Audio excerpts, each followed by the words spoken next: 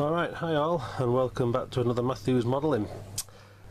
Firstly, I want to apologise not uploading a bit quicker. I think it's been about a fortnight since I uploaded the last one, and I wanted to upload a bit quicker than that.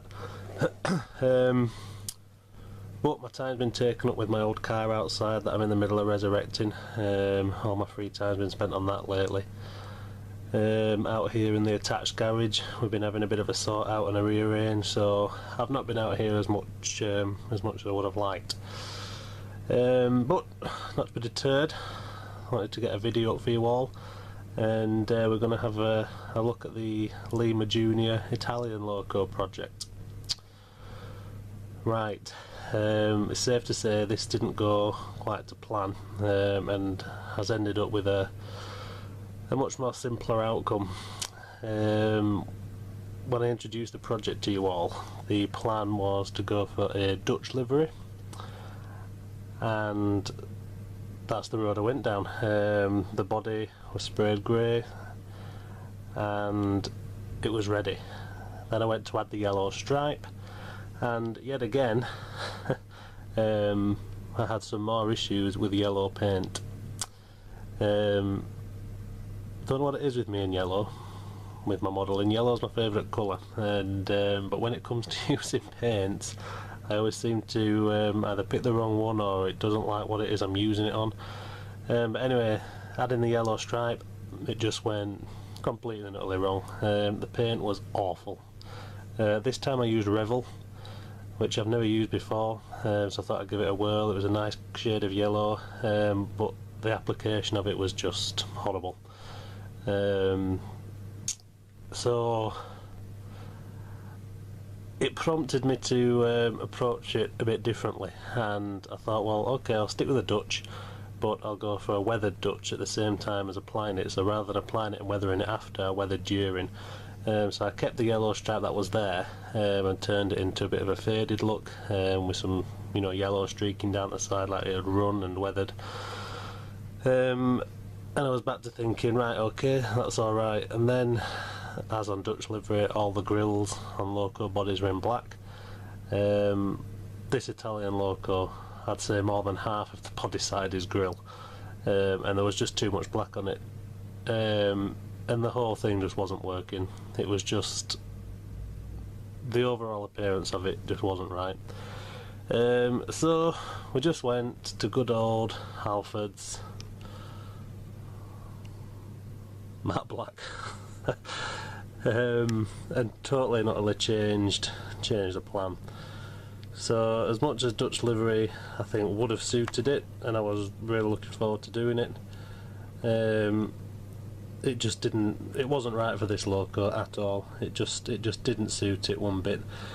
Like I say, there's a lot of grills down this side, and with the grills being blacked out on Dutch livery, it just overpowered it. It completely and utterly overpowered the body. So it was a no-no. The camera's not wanting to focus. There we go. So yeah, so there's 3 quite large grills there, and then 2 even bigger ones, down this end, and it was just too much. Along with the black grills, the glazing also had to remain, which, as I said at the start, as I showed you it all, the glazing on this is black. I couldn't get it out. Maybe I could have done it if I'd have kept going, kept forcing it, but the warping it was creating to the body sides, I just didn't feel like it was worth it. I could have kept going, but I wasn't sure. It looked like that body could have just cracked and snapped at any point, so I had to leave it. I managed to mask the lights off using blue tack, so we've kept lights. We've gone for red buffer beam, seeing as though we're at a BR style, and we just have an old BR roundel now in the middle. So it's a very neat livery. We've got a fictitious number there, a D7789, purely just because those numbers are in a row at the end of a line that I'd used previously. And this is now the outcome. So it looks smart, it suits it a lot better than the Dutch livery did. So we're gonna keep the BR black. Now, one thing me and my friend have been talking about is that is a lot of black when you look at it. Could be a funeral train, and obviously I know BR black was all over black, but as my friend rightly suggested, it is very black, and he pondered about maybe adding a stripe down the side, maybe a silver one like on the LMS twins, which I think is a very good idea. I would probably run it just underneath these grills all the way along the bottom. So I'm not going to class this project as finished, because it is something that I think I'd like to continue to try and get better, and a stripe could be the way forward for it. But there we go. As always, let me know what you think. It's always good to get other opinions. But yeah, there we go. This is how the Lima Junior Italian Loco is standing now.